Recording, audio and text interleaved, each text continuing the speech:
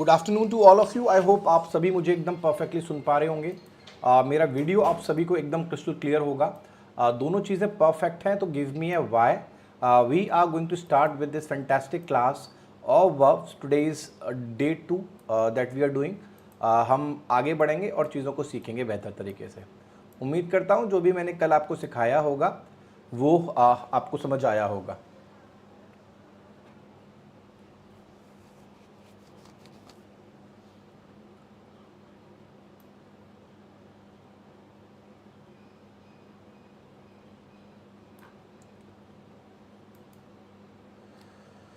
चलिए स्टार्ट करते हैं, शुरुआत करते हैं। देखिए कल जो है हमने क्या किया था, कल हमने वर्ब का कॉन्सेप्ट बनाने की कोशिश की थी और हमने देखा था कि एक्चुअली में ट्रांजिटिव और इनट्रांजिटिव वर्ब हम कहते किस चीज़ को हैं। बेसिकली हम ऑब्जेक्ट्स किसको कहते हैं, बेसिकली जब ऑब्जेक्ट नहीं होता तो क्या होता है, ऑब्जेक्ट होता है तो क्या होता है, डूइंग वर्ब किसको कहते हैं, हैपनिंग वर्ब किसको कहते हैं, स्टेट वर्ब किसको कहते हैं। ये सारी चीज़ें जो हैं हमने कल बहुत डिटेल में सीखी थी। आज का क्लास जो है वो कल की क्लास का ही कंटिन्यूएशन है, दो पार्ट्स में इसको किया हुआ है, इसीलिए मैं सेम पीपीटी यूज़ कर रहा हूं जो मैंने कल यूज़ की थी ताकि आपको नोट्स एक ही में मिल जाएं। तो ये सारी चीज़ें जो हैं हमने कल के क्लास में ऑलरेडी डिस्कस की हुई हैं और आपके दिमाग में ये अब फ्रेश होंगी। कुछ वर्ड्स भी हमने डिस्कस किए थे, जैसे अगर आप गौर से देखेंगे तो बहुत सारे वर्ड्स भी हमने डिस्कस किए थे, जैसे कि आप देखिए यहाँ पर क्वालिफाई हो गया, ऑर्डर हो गया, पेनिट्रेट हो गया, डिमांड हो गया, कॉम्प्रोमाइज हो गया। इसके बाद हमने डिस्क्राइब, डिस्कस, एक्सप्लेन वगैरह भी किया था। लास्ट में जब हम जा रहे थे तब हमने ये भी सीखा था कि कैसे हम पहचानेंगे कि कोई चीज़ जो है वो क्रिया है और कोई चीज़ जो है क्रिया नहीं है। ये सब हमने जो है देख लिया था, ठीक है। अब देखिए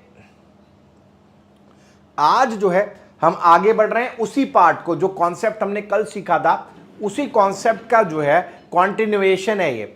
जैसे देखिए यहां पर इस क्वेश्चन को देखिए, the police are investigating into the case of corruption. अगर मैं यहां पर पूछूं आपसे कि पुलिस आखिर क्या इन्वेस्टिगेट कर रही है, तो आप कहेंगे पुलिस जो है केस इन्वेस्टिगेट कर रही है। यानी केस क्या है, ऑब्जेक्ट है, ये वर्ब है, ये ऑब्जेक्ट है, यहां पर इनटू नहीं आएगा। तो यहां पर लिखेंगे the police are investigating the case of corruption. पहला प्रॉब्लम तो यहां पर ये है, सेम लॉजिक अवेट के साथ है। क्या अवेट कर रहे हैं, जस्टिस अवेट कर रहे हैं। क्या अवेट कर रहे हैं, जस्टिस अवेट कर रहे हैं, तो यहां फॉर नहीं आएगा। तो हमने समझना है कि यहां पर एरर कहां पर है, ए पार्ट में है और डी पार्ट में है। हमें दो वर्ड्स और मिल रहे हैं, एक वर्ड है इन्वेस्टिगेट और जो हमें अगला वर्ड मिल रहा है वो है अवेट। क्या मिल रहा है, दूसरा वर्ड हमारा क्या है, दूसरा वर्ड है अवेट। अब देखिए ये जो दोनों वर्ड्स हैं इनके साथ एक खेल और है, वो हमें समझना पड़ेगा।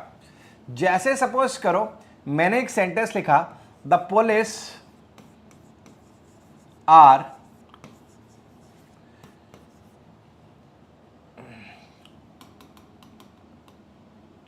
इसको नीचे लिखता हूं, the police are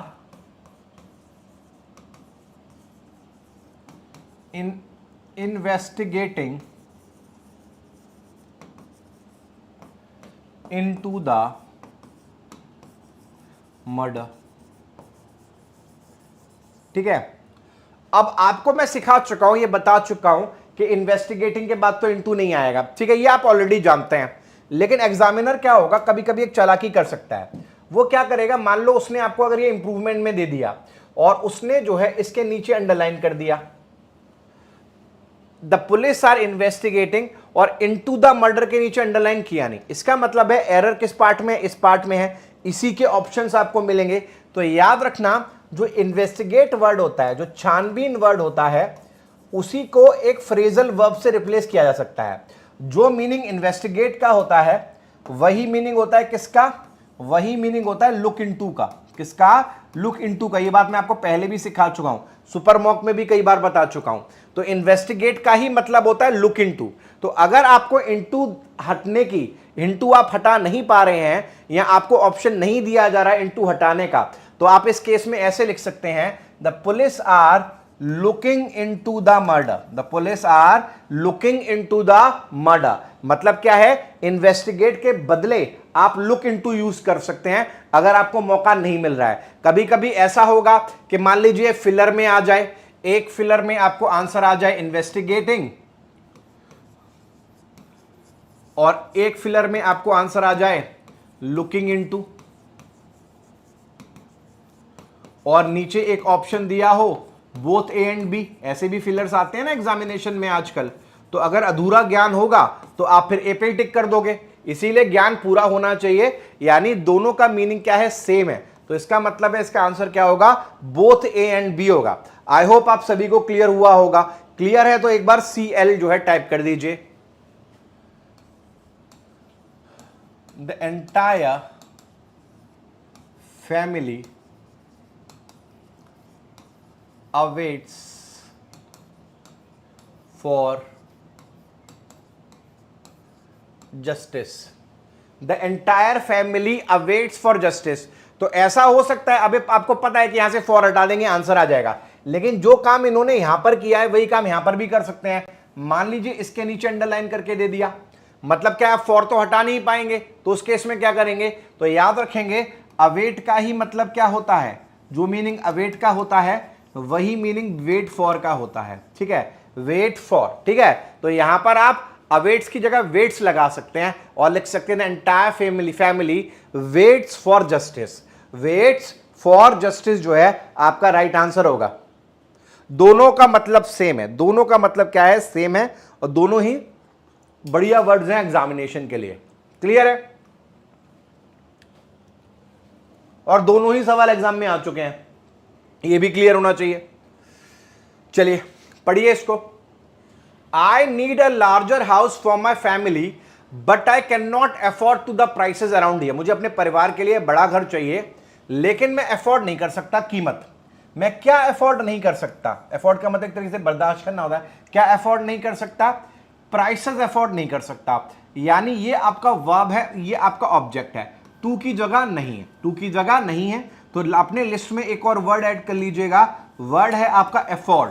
इसके बाद भी अगर आगे ऑब्जेक्ट लिखा हो तो प्रपोजिशन लगाने की जरूरत नहीं है, प्रपोजिशन लगाने की जरूरत नहीं है। जो भी वर्ड अगर आपके एग्जामिनेशन में इस वैरायटी का सवाल पूछा गया, जो भी शब्द आएगा वो आपको या तो कल की क्लास में मैंने करा दिया होगा या आज की क्लास में मैं करा दूंगा। इसके अलावा दिमाग मारने की जरूरत नहीं है, 100% यहीं से कोई वर्ड पूछा जाएगा।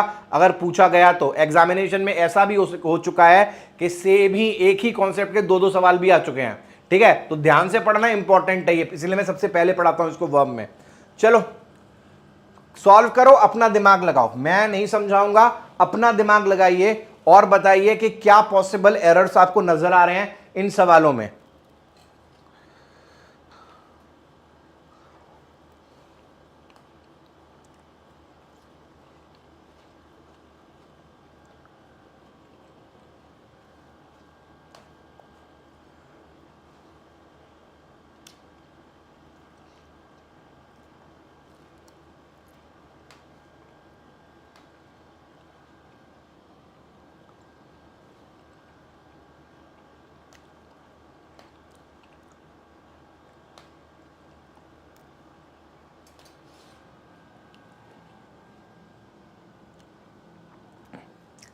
देखो एक बच्चा पूछ रहा है सर ये कॉन्सेप्ट से कर सकते हैं या बिना याद करे।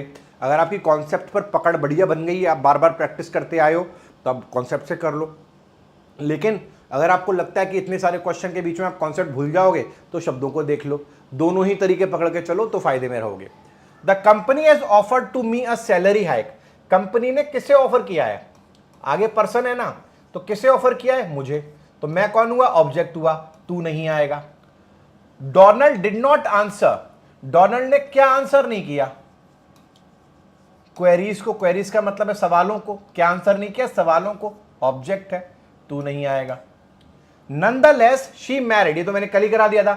Nonetheless she married to the holy Roman emperor, उसने किससे शादी की, किससे मैरी किया, होली रोमन एम्परर, ये ऑब्जेक्ट है, तू नहीं आएगा। Most of the teenage boys nowadays lack in confidence, ज्यादातर टीनेज बॉयज आजकल क्या लैक करते हैं, what do they lack, lack का मतलब कमी होती है। What do they lack? Confidence. ये रहा वर्ब, ये रहा ऑब्जेक्ट, प्रपोजिशन नहीं आएगा। You should face with the truth, तुम्हें क्या फेस करना चाहिए? सच्चाई को फेस करना चाहिए। तो फेस आपका वर्ब है, ट्रुथ आपका ऑब्जेक्ट है, विद नहीं आएगा। यहां पर ये जो पांचों वर्ड्स आपको लिखवाए गए हैं, ये पांचों वर्ड्स भी सुपर डुपर इंपॉर्टेंट है एग्जाम के लिए। पहला वर्ड है ऑफर, दूसरा वर्ड है आंसर, तीसरा वर्ड है मैरी, मैरी तो वैसे मैंने कल भी लिखवा दिया था, चौथा वर्ड है फेस और पांचवा वर्ड है लैक। ये भी याद रखिएगा, दिमाग से स्लिप नहीं होने चाहिए, दिमाग से स्लिप नहीं होने चाहिए। क्लियर है? चलो आगे बढ़ते हैं। जरा दिमाग लगाइए, कल मैंने ये कॉन्सेप्ट आपको सिखाया है, खुद आंसर दीजिएगा, सोच विचार कर आंसर दीजिएगा। हर्ष का सवाल है, सर ऑब्जेक्ट कैसे पता करें? हर्ष बेटा कल क्लास लगाई थी नहीं लगाई थी, बताना जरा, यस और नो। कल क्लास लगाई थी नहीं लगाई थी, यस और नो में आंसर दो।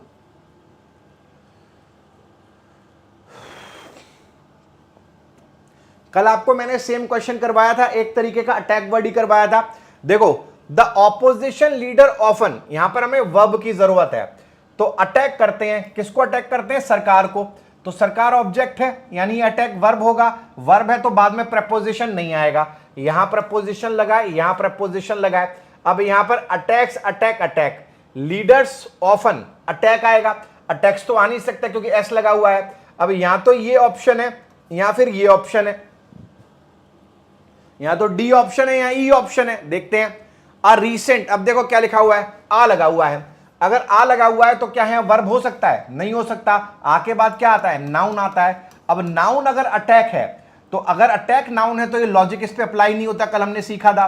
तो आ लगा है तो सिंगुलर अटैक चाहिए, सिंगुलर अटैक, ये लिखा हुआ है। डी जो है वो आपका राइट आंसर है, डी जो है वो आपका राइट आंसर है। इनको समझने के लिए ना कल की क्लास की क्लैरिटी होनी चाहिए, कल का क्लास जो है वो साफ होना चाहिए। हर्ष बेटा पहले मैं आपको रिकमेंड करूंगा, आज का और कल का क्लास जुड़ा हुआ है, ठीक है? जब तक कल का क्लास क्लियर नहीं है तब तक आज का क्लास भी क्लियर नहीं हो सकता, सवाल ही नहीं है क्लियर होने का। तो तुम एक काम करो, इस लाइव सेशन को छोड़ो, रिकॉर्डेड देखो पहले कल वाला, और उसके बाद देखना कल से जो क्लास लगाऊंगा, अगर मान लो मिस भी हो गया तो भी काम चल जाएगा। लेकिन जो आज और कल का क्लास है वो जुड़ा हुआ है एक दूसरे से, तो उसके बिना ये क्लैरिटी नहीं आएगी और पूरा 1 घंटा लगेगा समझाने में, तो दोबारा समझाना पॉसिबल नहीं है। तो कल का क्लास देखो एक बार, फिर इसको ज्वाइन करो। क्लियर है? चलो आगे बढ़ते हैं, नेक्स्ट पे आते हैं। चलो दिमाग लगाओ अपना, खुद ही दिमाग लगाओ, याद नहीं करना, खुद अपना दिमाग लगाओ कि क्या पॉसिबल आंसर्स आएंगे। मैं तुम्हें रटवा दूंगा, ये सारा एकदम फिट करवा दूंगा दिमाग में।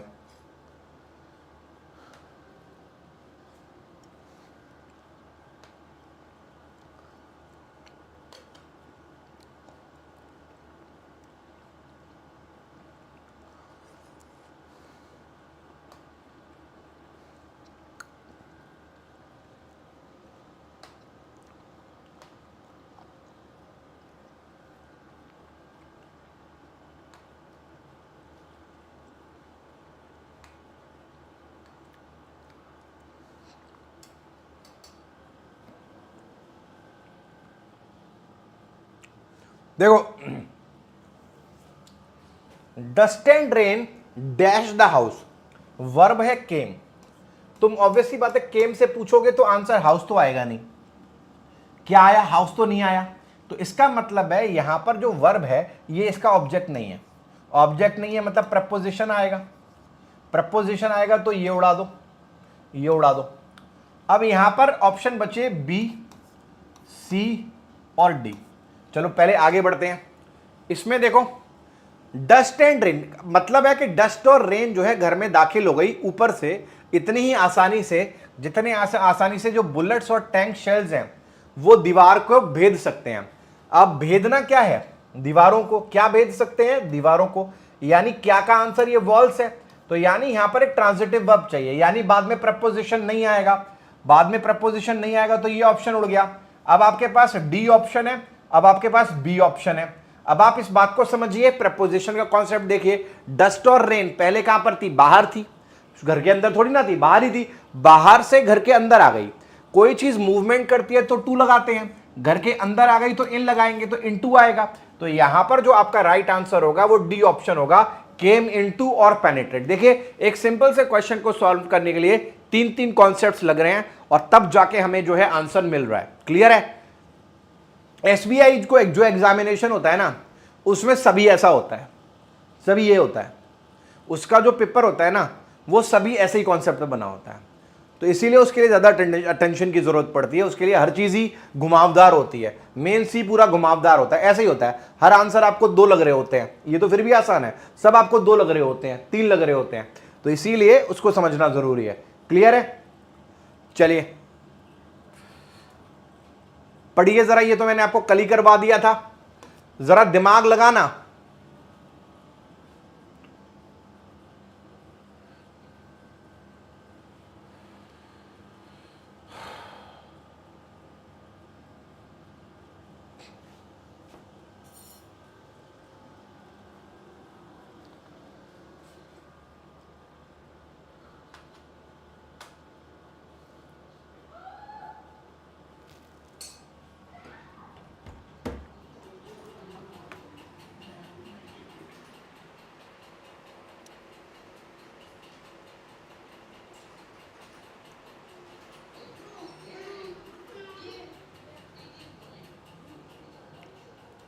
चलिए पढ़ते हैं।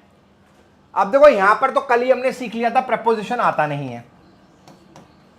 ऑब्वियस सी बात है, सेंटेंस को पढ़ेंगे तो पास की बात हो रही है, तो ये भी चला गया। अब डिस्क्राइब्ड और फेस्ड बचा है, यानी पहले में तो डिस्क्राइब्ड ही आना है, दूसरे में फेस्ड लगा के देखो। क्या फेस किया? अमेरिका फेस किया? नहीं, अमेरिका में फेस किया, अमेरिका को फेस नहीं किया, यानी अमेरिका जो है वो ऑब्जेक्ट नहीं है। अमेरिका ऑब्जेक्ट नहीं है मतलब प्रपोजिशन आएगा। प्रपोजिशन किसमें है? सी ऑप्शन में, ये आपका राइट आंसर है। प्रपोजिशन किसमें है? सी ऑप्शन में, ये आपका राइट आंसर है। तो कॉन्सेप्ट प्लस थोड़ा सा कॉमन सेंस, ये जो है आपको एग्जामिनेशन में क्लियर करवाएगा। अगला सवाल देखिए,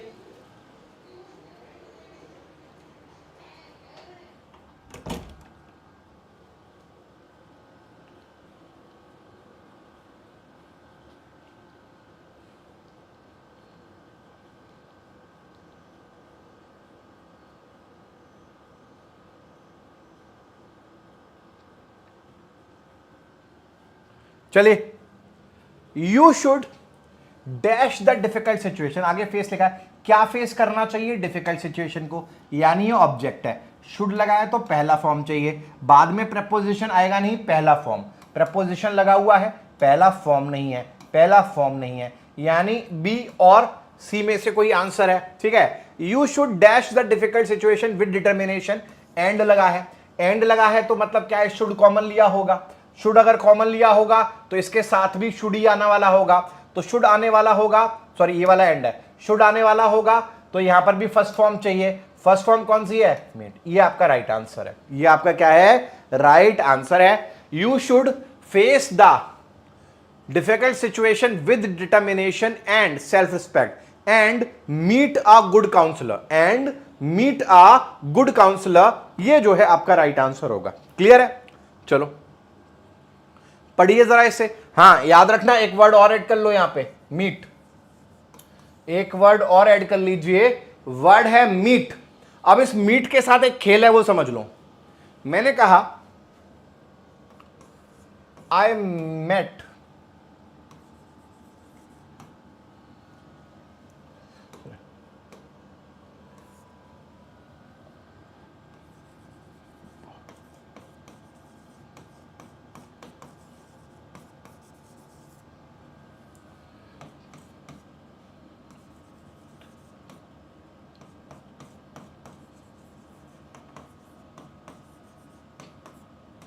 चलिए, अगर मैं आपसे पूछूं I dash my school teacher, तो यहां पे क्या लिखेंगे? I met my school teacher लिखेंगे या I met with my school teacher लिखेंगे? I met my school teacher लिखेंगे या I met with my school teacher लिखेंगे? ऑब्वियस सी बात है, लिखेंगे I met my school teacher. किसे मिला? स्कूल टीचर को मिला, तो ये ऑब्जेक्ट है। ठीक है, लेकिन अगर, बहुत ध्यान से सुनना, लेकिन अगर मैं यहां पर एक फ्रेज और ऐड कर दूं, ऑल ऑफ अ सडन, या फिर बाय एक्सीडेंट, या फिर अनएक्सपेक्टेडली, क्या ऐड कर दूं, all of a sudden, by accident या अनएक्सपेक्टेडली।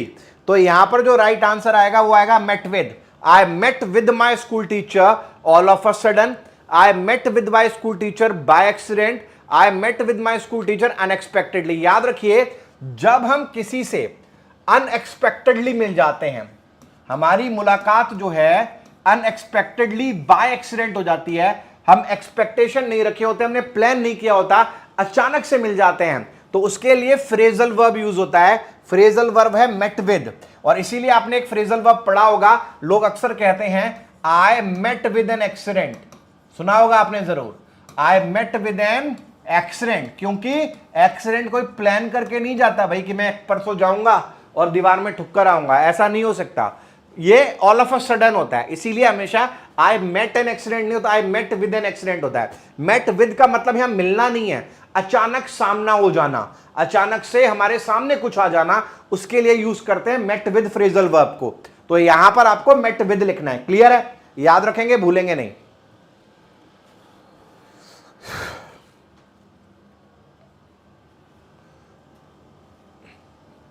चलिए पढ़िए। थैंक यू अक्षित बेटा, थैंक यू वेरी मच। आगे बढ़िए, जरा पढ़ते जाइए, कॉमन सेंस यूज करते जाइए, अपने आप क्लैरिटी मिलेगा दिमाग में।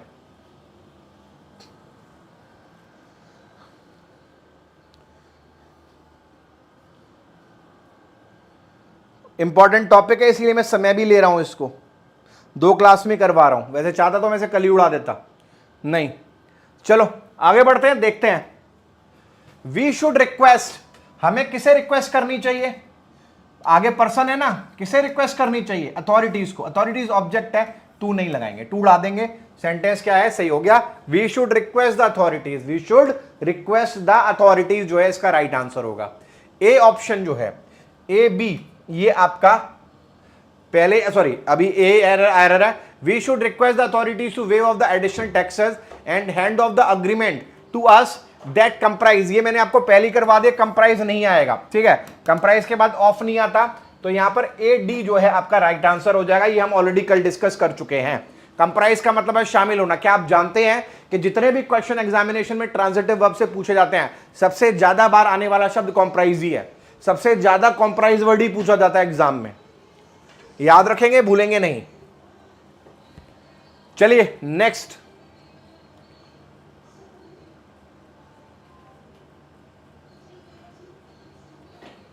जरा बताओ क्या आंसर आएगा?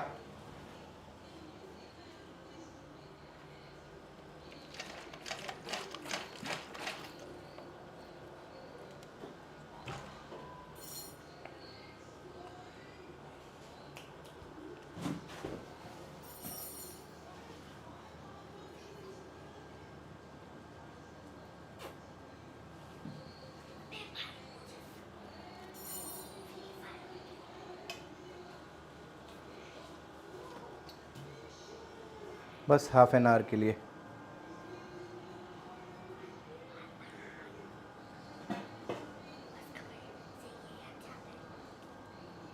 चार्ज है, पूरा चार्ज है। अब देखो इसमें, देखो मैंने देखा बहुत सारे बच्चे बी आंसर दे रहे हैं। उनका बी आंसर देने का मतलब जानते हो पता है क्या है? कि आपने मेरी बात को ढंग से नहीं सुना। अगर आपने मेरी बात को ढंग से सुना होता आप कभी भी आंसर नहीं देते। आपको देखो, अब सही आंसर है, अक्षित सही आंसर दे रहा है, नो एरर है ये। मुझे बस इतना बता दो कि यहां पर ये क्या रिक्वेस्ट वर्ड वर्ब है?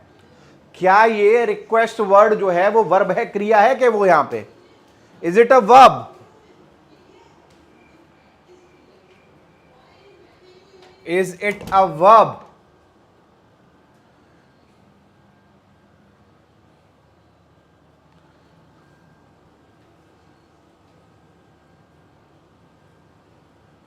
आंसर है वर्ब है ही नहीं। क्यों?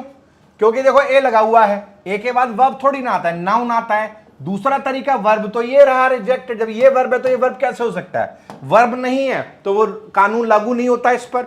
ये सही लिखा हुआ है, कोई दिक्कत नहीं। यही तो सिखा रहा हूं कल से तुम्हें, लकीर के फकीर नहीं बनना। लॉजिक देखो, चेक करो कि बात क्या कही जा रही है। याद मत कर लो, चेक करो एक बार कि दोनों चीजों पर खरा उतरना चाहिए, तब जाके आंसर आएगा। तो यहां पर मैंने आपके सामने कुछ ऐसे वर्ड्स लिखे हैं जो एग्जामिनेशन में बहुत पूछे जाते हैं। Explain, request, want, ask, answer, मेरी फेल, कुछ वर्ड्स में अभी डिस्कस करूंगा।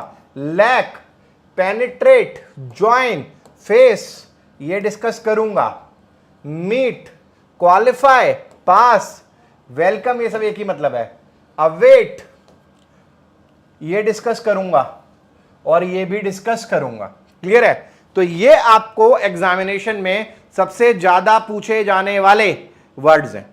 क्लियर है? अभी तक जो भी समझाया है अगर क्रिस्टल क्लियर है, एक बार मुझे सीएल टाइप करके दो, सारे के सारे, everybody.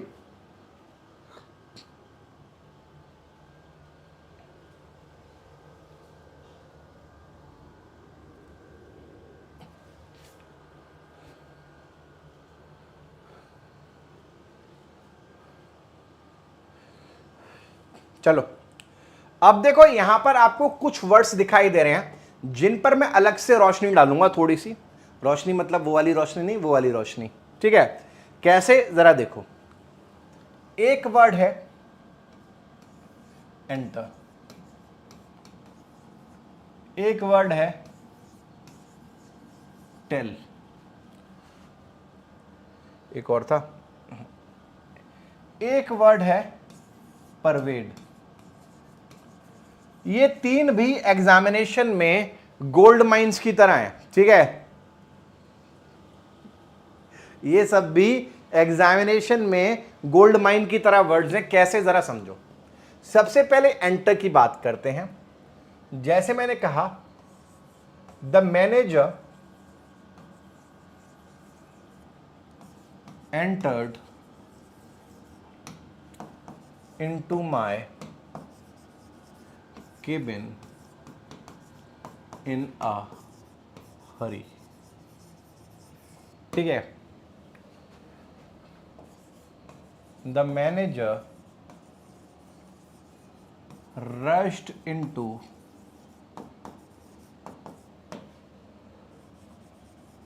My cabin in a Hari.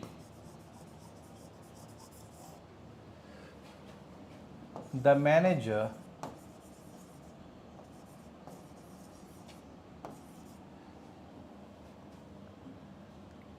came into my room in a hurry.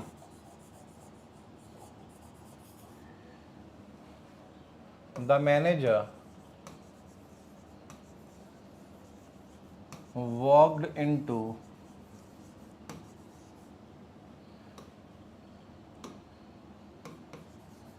My room in hurry.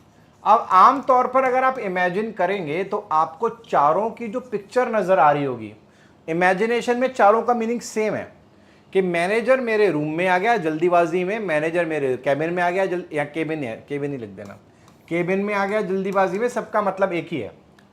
अब समझने वाली बात यहां पर क्या है कि जो ये सेंटेंसेस लिखे हैं, the manager came in to my room, या केबिन लिख देना, एक ही बात है, सही है। The manager rushed in to my cabin, सही है। The manager walked in to my cabin, सही है। कहने का मतलब है ये जो तीनों वर्ड्स हैं इनका मतलब कहीं ना कहीं आना है। अब प्रॉब्लम क्या है, आना है या दाखिल होना है, इन तीनों का मतलब घुमा फिरा के वही निकल रहा है। ठीक है?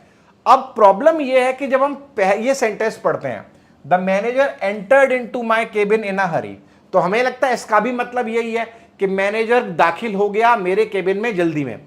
लेकिन एंटर का मतलब दाखिल होना या आना नहीं होता। कैसे, मैं आपको एक एग्जांपल समझाता हूं। आप सब फोन लेते हैं और जब फोन ऑन कर रहे होते हैं तो वहां पर लिखा हुआ आता है प्लीज एंटर द पासवर्ड, आता है ना, प्लीज एंटर द पिन।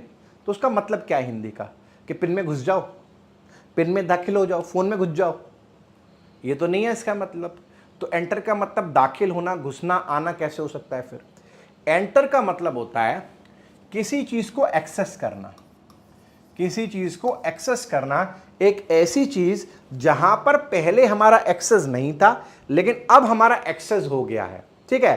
और एक्सेस करना इसका मतलब होता है। तो इसी वजह से यहां पर जब कहा जा रहा है ना मैनेजर एंटर्ड, यहां पर आना नहीं है, इसका मतलब है मैनेजर ने मेरे केबिन को एक्सेस किया। अब यानी इसकी पहुंच में था, क्या एक्सेस किया, मेरा केबिन एक्सेस किया। यहां पर कभी भी जब बात आने की या एक्सेस करने की हो रही हो तो कभी भी एंटर शब्द के साथ इनटू जो है वो प्रपोजिशन कभी भी नहीं लगाते हैं, वो प्रपोजिशन कभी भी नहीं लगाते हैं। एंटर शब्द के साथ किताब आपको याद करवाएगी कि कभी भी इनटू प्रपोजिशन आप नहीं लगा सकते। ये आपको क्लियर रखना पड़ेगा अपने दिमाग में, और ये सवाल बार बार एग्जाम में पूछा जाता है। एंटर के बाद इनटू नहीं लगाते, क्लियर है, जब एंटर का मतलब एक्सेस करना होता है। अब बहुत बच्चे इसे भी याद कर लेते हैं, तो फिर एग्जामिनर उसका भी एक तोड़ ले आता है, एक सवाल लिखेगा, वो सवाल मैं बदल के लिख रहा हूं लेकिन कॉन्सेप्ट वही है। एप्पल एंटर्ड इनटू अ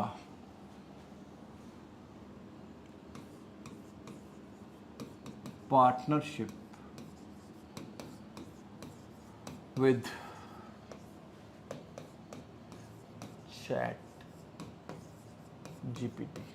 ठीक है, Apple entered into a partnership with chat GPT. Apple entered into a partnership with chat GPT. ठीक है, अब आप, अगर मैं आपसे पूछूं, आप मुझे ये बताओ कि यहां पर जो एंटर्ड का मतलब है, क्या वो आपको लग रहा है दाखिल होने वाला या एक्सेस होने वाला मतलब है, अंदर आने वाला मतलब है? क्या ऐसा कुछ मतलब है यहां पर एंटर का? नहीं है ना। एंटर का मतलब वो तो नहीं है, यहां पर कोई कहीं आ नहीं रहा, जा नहीं रहा, एक्सेस नहीं कर रहा। तो यहां पर एंटर का मतलब क्या है? याद रखें, एंटर इनटू एक फ्रेजल वर्ब होता है। एंटर इनटू एक फ्रेजल वर्ब होता है जिसका मीनिंग होता है to start a business agreement. जब हम किसी बिजनेस की शुरुआत करते हैं, किसी बिजनेस अग्रीमेंट को साइन करते हैं, तो उसके लिए हम कहते हैं they entered into the partnership. दाखिल पार्टनरशिप में घुस नहीं गए, they entered into the partnership, मतलब उन्होंने पार्टनरशिप स्टार्ट की है, बिजनेस पार्टनरशिप स्टार्ट की है। तो अगर आप कभी एंटर के बाद इनटू लगा देखें तो यह जरूर चेक कर लें कहीं उसका लेना देना किसी बिजनेस के साथ तो नहीं है। क्या बिजनेस में साथ आने की, साथ जुड़ने की बात तो नहीं हो रही है? तो अगर साथ आने की, साथ जुड़ने की बात हो रही है तो यहां पर एंटर के साथ आप इनटू लगा सकते हैं।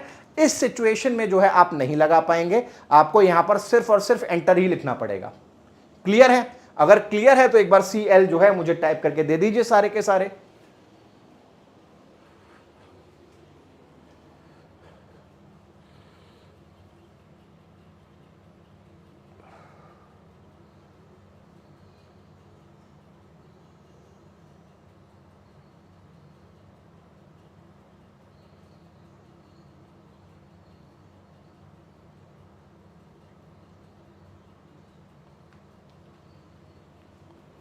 क्लियर है? चलिए अब देखिए, आते हैं सबसे खतरनाक वर्ड पर। यह वर्ड खतरनाक क्यों है उसको समझते हैं। एक वर्ड होता है टेल, एक वर्ड होता है से, एक वर्ड होता है स्पीक।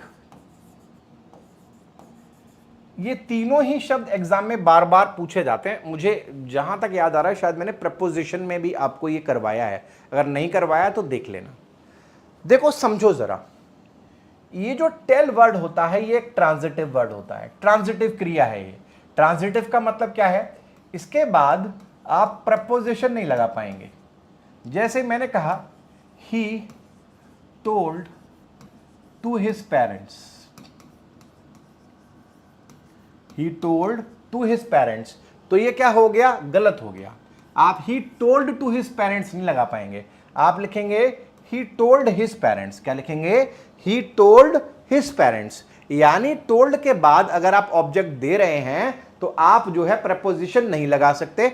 यहां से बहुत सवाल आपको एग्जाम में मिल जाएंगे। मैं आपको आगे एक क्लोज टेस्ट भी करवाऊंगा, जहां पर ये ट्रांजिटिव के ही कॉन्सेप्ट्स पूछे गए थे एग्जाम में, और पूरे के पूरे 8 सवाल थे सिर्फ वर्ब के कॉन्सेप्ट्स के इर्द गिर्द। क्लियर है? चलो अब देखो से को समझो। से जो है इंट्रांजिटिव वर्ब है। कैसा है? इंट्रांजिटिव वर्ब है। अगर मैं कहूं ही सेड हिज पेरेंट्स, तो यह गलत हो गया, क्योंकि सेड अगर इंट्रांजिटिव वर्ब है और आगे मैं नाउन दे रहा हूं, तो ये कल मैंने आपको सिखाया है, बाद में प्रपोजिशन लगाना पड़ेगा। कहूंगा he said to his parents, he said to his parents. Clear है? क्योंकि पेरेंट्स इसकी बात के रिसीवर है, और रिसीवर के लिए हम टू लगाते हैं, हमने प्रपोजिशन में जो है वो सीखा हुआ है। उसी तरह से जो स्पीक वर्ड है, ही स्पोक, इसके साथ हम दो प्रपोजिशन लगाते हैं, एक प्रपोजिशन टू है और एक प्रपोजिशन विद है। ये भी इंट्रांजिटिव वर्ब है। ये भी क्या है? इंट्रांजिटिव वर्ब है। हम लिख सकते हैं ही स्पोक टू मी, और हम लिख सकते हैं ही स्पोक विद मी। हम ही स्पोक टू मी तब लिखते हैं जब हम ही बात कर रहे होते हैं, सामने वाला सिर्फ सुन रहा होता है। और ही स्पोक विद मी हम तब लिखते हैं जब हम दोनों बात कर रहे होते हैं, ही भी बात कर रहा है और मी भी बात कर रहा है। तो हम मेन मुद्दा यहां पर यह है कि इनके साथ भी जो है टू और विद लगता है, और इनके साथ जो है कुछ भी नहीं लगता। ये आपको क्लियर होना चाहिए। क्लियर है? यहां छोटी छोटी चीजों से सवाल एग्जाम में बनता है। आते हैं नेक्स्ट पर। अगला वर्ड है परवेड।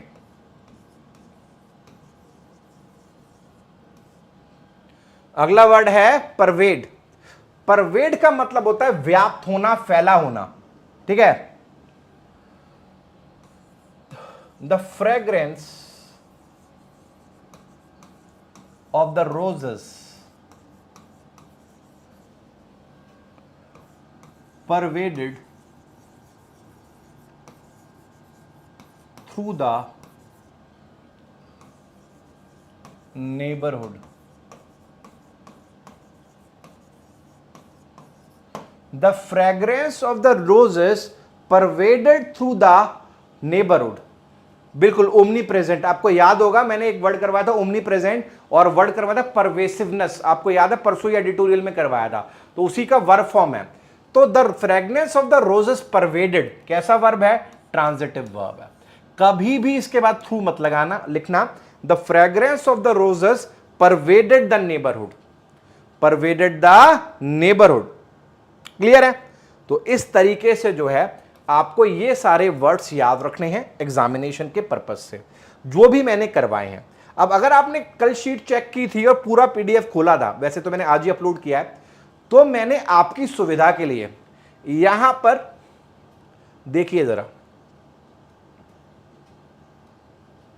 100 सेंटेंसेस लिखे हैं। अब आप कहेंगे क्या सर 100 याद करने पड़ेंगे, ये 100 क्रियाएं याद करनी पड़ेंगे? याद करने के लिए नहीं लिखे हैं, ये आपका कॉन्सेप्ट पक्का करने के लिए लिखे हैं कि जो मैंने आपको कॉन्सेप्ट सिखाया है किसका, वर्ब का और ऑब्जेक्ट का, वो हर जगह फिट बैठता है। कॉन्सेप्ट में यही तो शक्ति है कि एक बार सीख लिया ना तो हर जगह लागू होगा। रूल में क्या दिक्कत है? 2 रूल हैं, 200 एक्सेप्शन है उसके, तो एक्सेप्शन ही याद कर लो। और रूल मेरा मानना है वो चीज होती है जो कभी ब्रेक ना हो। जो ब्रेक हो रही है वो किस बात का रूल है? ठीक है? तो यहां पर जो है मैंने इनको लिखा, ये सिर्फ आपने पढ़ने हैं, याद नहीं करने, पढ़ने, एक बार पढ़ना है और बस वर्ब और ऑब्जेक्ट चेक करते जाओ। ये सारे ट्रांजिटिव वर्ब्स हैं, जितने भी लिखे हैं ये सारे ट्रांजिटिव वर्ब्स हैं। इंपॉर्टेंट नहीं है, इंपॉर्टेंट है, बहुत कम इंपॉर्टेंट है। जो इंपॉर्टेंट है वो मैंने आपको करवा दिए। ठीक है? पहले वाले में मैंने क्या किया है, आपको चैलेंज करने के लिए मैंने कुछ एरर दिए हैं पहले पेज में। जैसे पहले सवाल को देखिए, she abandoned with the project half way, उसने प्रोजेक्ट को छोड़ दिया बीच में ही। क्या छोड़ दिया? प्रोजेक्ट छोड़ दिया, विद नहीं आएगा। He achieved to his goal of running a marathon, क्या अचीव किया उसने? अपना गोल अचीव किया, टू नहीं आएगा। तो पहले पेज में खुद अपना दिमाग लगाइएगा और काम चल जाएगा आपका।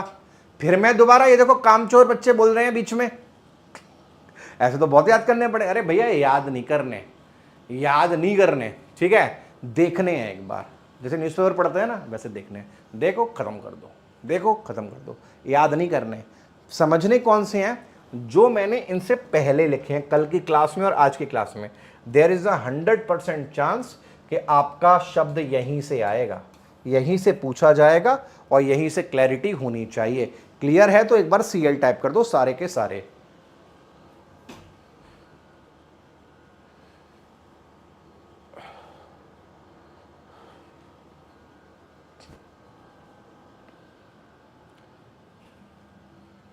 चलो, अब जाते जाते मुझे पता है तुम एक जगह पक्का उलझोगे और तुम अपने ही ज्ञान पर सवाल करने लग जाओगे, तो तुम सवाल करो, उससे पहले मैं ही तुम्हें जवाब दे देता हूं, क्योंकि इंग्लिश तो तुम हर जगह पढ़ते हो, न्यूज़पेपर में भी पढ़ते हो, हर जगह पढ़ते हो।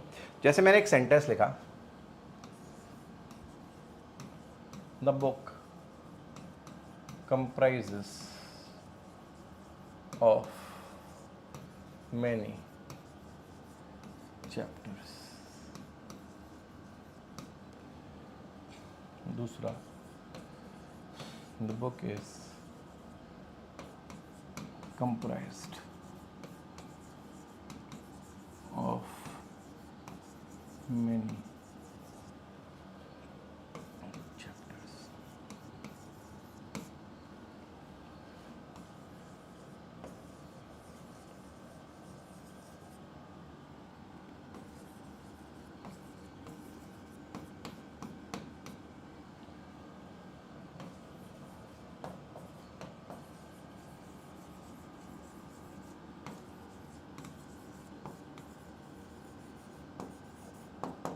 अब देखो, जो चीज आपसे टकराएगी वो ये है। कैसे? अगर आपने याद किया हुआ है तो पहला सेंटेंस पढ़िए, the book comprises of many chapters. Book में क्या शामिल है? बहुत चैप्टर्स शामिल हैं। ऑब्जेक्ट है तो ऑफ नहीं आएगा, ये मैं आपको सिखा चुका, लेकिन आप इतना हेडेक लेंगे ही नहीं। आपने शॉर्टकट आजमा लिया, कंप्राइज के बाद ऑफ नहीं आएगा। दूसरा सेंटेंस देखिए, the book is comprise of many chapters. आप क्या करेंगे? ऑफ को भी उड़ा देंगे। सेंटेंस ये सही है।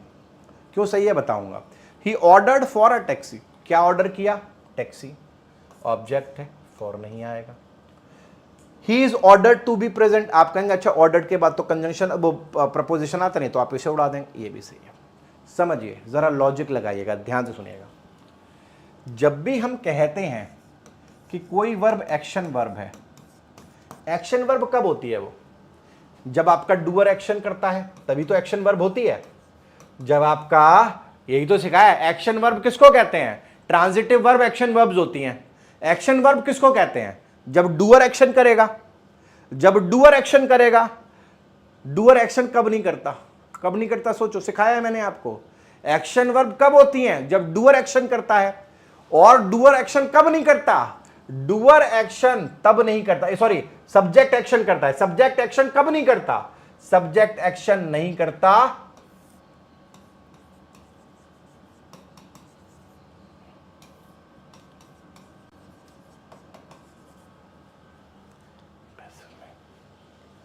पैसिव में। कहां पर नहीं करता? पैसिव में। तो ये जो भी हम सीख रहे हैं कल और आज से, पैसिव वॉइस में ये लागू नहीं होते। क्यों? क्योंकि पैसिव वर्ब में, पैसिव सेंटेंस में हमारा सब्जेक्ट कोई एक्शन कर ही नहीं सकता, क्योंकि पैसिव में हमेशा एक्शन जो है वो सब्जेक्ट के ऊपर होता है। सब्जेक्ट कुछ नहीं कर रहा होता पैसिव वॉइस में। जब कुछ करेगा ही नहीं तो ऑब्जेक्ट कहां से आएगा? जब कुछ करेगा ही नहीं तो एक्शन नहीं होगा, एक्शन नहीं होगा तो ऑब्जेक्ट कहां से आएगा? इसीलिए ये सारा जो भी सीखा है पैसिव पर लागू नहीं होता। किस पर लागू नहीं होता? पैसिव पर, क्योंकि एक्शन ही नहीं है, सब्जेक्ट ने कुछ किया ही नहीं है, सब्जेक्ट के ऊपर हो रहा है। एक्शन कब होगा? जब सब्जेक्ट कुछ करेगा। सब्जेक्ट करेगा कब? जब वो एक्टिव होगा। एक्टिव कब होगा? जब वो टेंस में लिखा जाएगा, ना कि पैसिव वॉइस में लिखा जाएगा। ये क्लियर होना चाहिए। बात समझ में आई? क्लियर है, बहुत गहरी बात है, ये क्लियर होनी चाहिए। क्लियर है तो CL टाइप करो एक बार।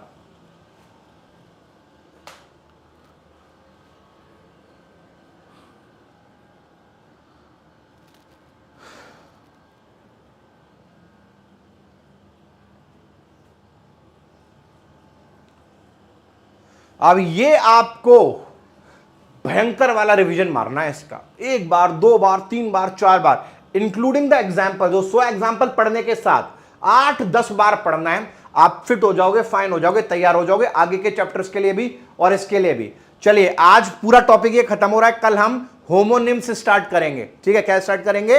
होमोनिम्स स्टार्ट करेंगे। तो एक बार तैयार रहना और इसको पढ़कर आना। अभी नया टॉपिक मैं स्टार्ट नहीं करूंगा, समय उतना है नहीं, 12 मिनट रह गए हैं बस। मिलेंगे कल, पढ़ते रहना, एडिटोरियल लगाते रहो और सुबह जो